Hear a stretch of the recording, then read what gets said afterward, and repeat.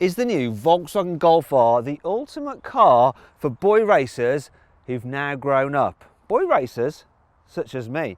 You see, back in the day when I was working for Auto Express magazine, I used to have a little Citroen C2 VTS. Look, there I am doing a photo shoot on Southend Seafront in my Burberry cap in it. Yeah, I'm still wearing Burberry, but it's a bit more discreet these days, less chavvy, just like the new Golf R. Now in this video I'm going to talk you around the changes over the standard Golf and some cool kit that Volkswagen's engineers have fitted to this car, which is pretty special. And of course, I'm going to launch it to see how quick it is from 0 to 60 miles an hour. I'm Matt Watson and you're watching Carwow. Buying a new car? Then head to Carwow and my team will help you find your next car at a fair price. Carwow, your one-stop car buying comparison site. Let's start this video by talking about the price, because even grown-up boy racers do have budgets. It's £39,270. You can actually save an average of £3,771 through Carwow. And look, Carwow notification just came up from YouTube right as I was doing that. If you want to see how much money you can save on a new Golf R or any car for that matter, I'll put a little pop-out banner in the top right-hand corner of the screen. Click on that. You go to our website. Alternatively, if you just want to do it after this video, just Google "Help Me Carwow" and my team and I will help you choose the right car for you and get it for a fair price from one of our trusted dealers. Right, let's talk about the design. Obviously, being the Golf R, you have a roof spoiler because it's a hot hatch. Also, you have, look, check this out, scrolly indicators, so LED tail lights with this effect. Oh yeah, scrolly, lovely. And you've got the R badge. Now it used to be over there, but the trend is with modern cars to have the car's badge in the middle. Also being the R, you have a deeper, more aggressive rear bumper. Yeah, sorry, still a boy racer at heart with my energy drink. Check this out, standard feature on Golf Rs, quad tailpipes. And they're real, no fakery here people, no fakery here. Do it properly, Matt. What do you mean? Do it properly, you know what I mean. There's none about round here. Yeah, there are. They're up there.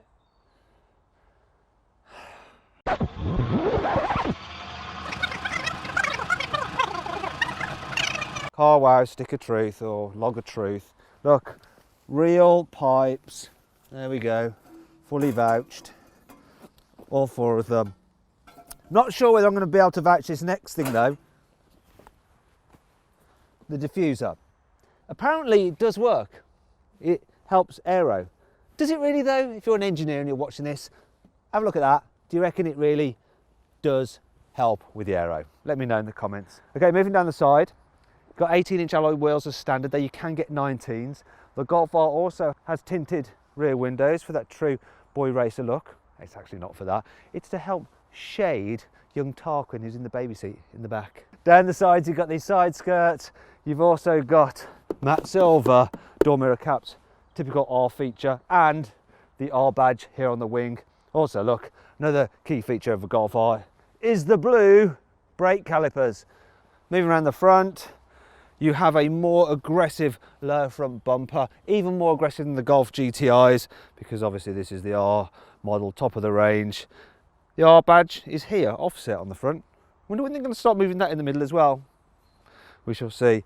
Another feature is this, you've got the blue line that runs to the light across the front and into the other light as well. And that actually illuminates when it's dark. What do you think of the look of it? Do you like it? I'm not so sure about this. It's monobrow, isn't it? Like with all current Golfs. But other than that, it's a fairly decent looking car.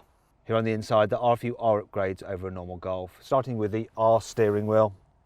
That was R steering wheel. Should take extra care with this car not to run my words together.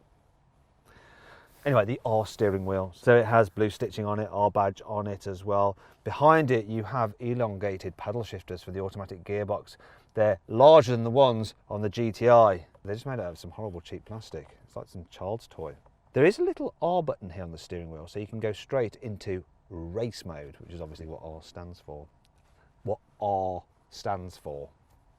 Now, in the R model, you get some bespoke displays in the dash. Digital dash as standard, but it's got some blue effects on it because you're in the R model, and different things such as performance data like boost pressure, all that kind of sporty stuff.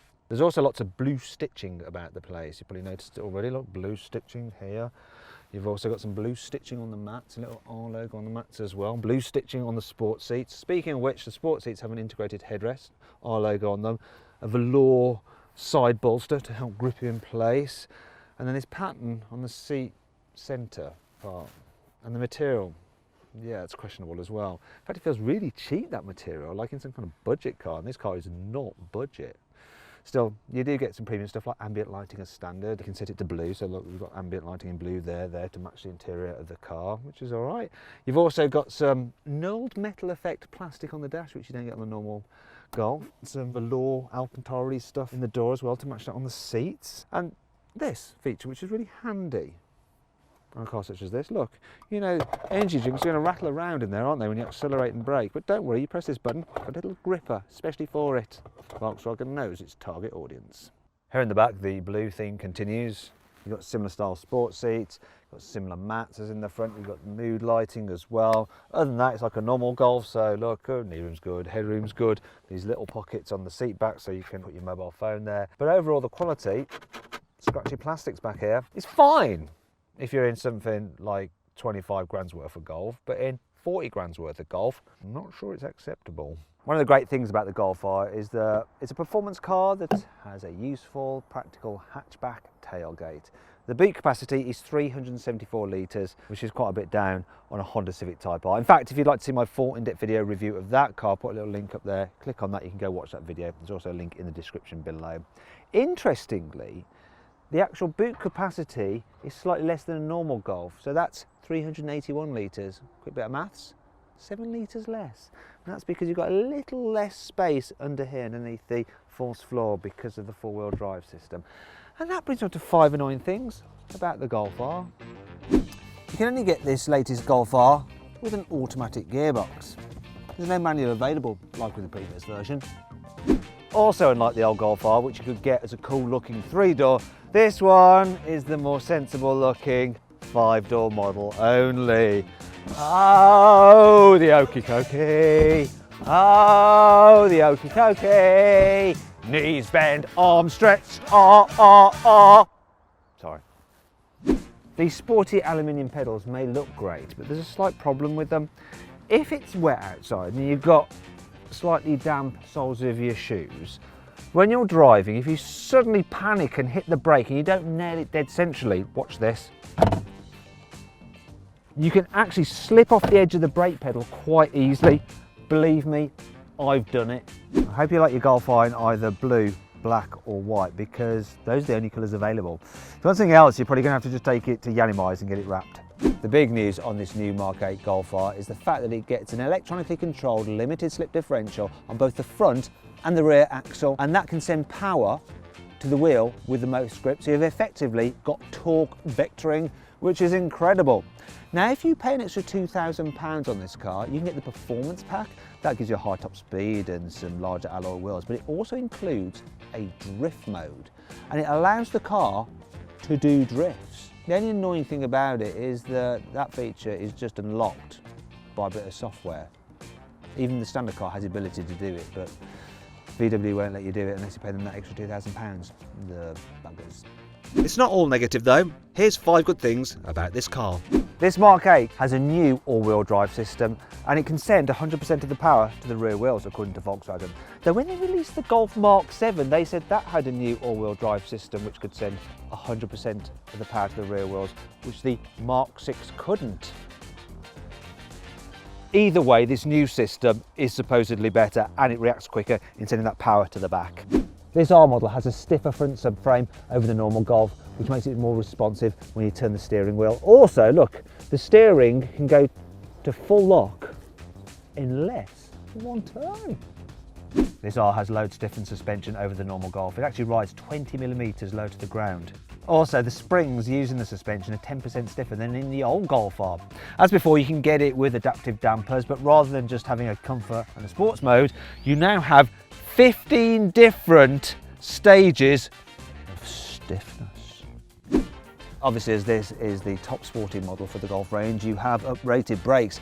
They're actually improved over the old Golf R, so the discs are now bigger, 357mm instead of 340mm. You've also got 2 piston calipers rather than the single piston calipers of the old Golf R. Also, these calipers are now made out of aluminium, So they're 600 grams lighter, which helps reduce unsprung mass for improved cornering. Like the old Golf R, this new one has a 2-litre turbocharged petrol engine. Only this time round it has 320 horsepower and 420 newton meters of torque. Drives all four wheels obviously through that new all-wheel drive system with launch control. We're going to see what it does, 0 to 60. So let's do it in 4.7 seconds, but I've got a feeling it's going to go quicker than that. You ready? Let's do it. Oh, that's quick. 4.03 to 60, that's nuts. What's the quarter mile? Let's do it, let's hold on. There we go. Oh my God, the brakes are strong. Crap. 12.44 seconds. I don't know what to say. The performance of this thing is insane. This engine is so strong. Sounds all right as well from inside the cabin. Now you can actually fit it with a Krapovich upgraded titanium system, which is lighter and also sounds better. But I think it's quite expensive. Can't remember off the top of my head, sorry. Maybe the editor will put it as a graphic. Go on, editor, sort them out. Tell you what, it's not just the engine that impresses with this car, so does the way it goes around corners. Oh my God, that is really impressive. I was going around there far quicker than I thought I might be able to, especially in a Golf. So the steering is nice and responsive, feels natural as well. But there's something about it, the way you accelerate out of a bend, you can do it quicker than I imagined that you could on the old Golf R. And it just does this thing where you can feel the power going to the rear, and not only that, you can feel that rear diff sending the power to the outside rear wheel to rotate you around the corner. It's just mega. It feels very, very much like my old A45S. In fact, if you click on the pop-out banner there, you can watch my in-depth video review about the Mercedes-AMG A45S. But here we are, look, corner, going to accelerate out of it, and you can just feel it like just pushing you out the corner. That is awesome. And when you're on it, this 7-speed dual clutch automatic, I mean, changes gear really, really well. Most surprising thing though is the fact that I've got this in sports mode, well, R mode actually, race mode. I'm having to keep checking that I've really got it in that mode because it just feels so comfortable. That's because this one's got the adaptive dampers and they are brilliant. £800 option that you should select without a shadow of a doubt. It's amazing. Let's actually go into comfort mode to see what this car's like if you're just pootling. Oh yeah, that's really relaxing. It's amazing how good this is over bumps and the imperfections in this track. But to anyone who didn't know what a Golf R was, they would have no idea about the performance of this car. Because when you're just tootling, it's great. My only complaint is that you do get a bit of road noise from those tyres, but that's it. Other than that, really nice car to just travel around in. But when you want to pick up speed, floor it. Actually, when you're in comfort, it does take a wee while to kick down. It is a step up from the old one, it really is. It has a level of involvement that just wasn't there before. Let's not get too carried away though. Last thing to check is the performance of the brakes. Here we go, let's try them. Braking from 80.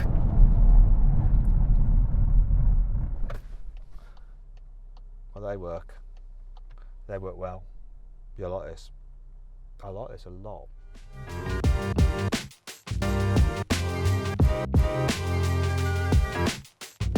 So then, what's my final verdict on the new Volkswagen Golf R? Should you avoid it? Should you consider it? Should you shortlist it? Or should you just go right ahead and buy it? Well, I reckon you should just go right ahead and buy the Golf R and unleash the boy racer within. Hope you all enjoyed the video. If you did, please give it a like. If you want to watch some more videos, I've picked out 2 that I think you'll enjoy. There, just click on the windows, go watch them. Now, if you want to download the CarWow app for free, just click on that box there. Simple. Thanks for watching.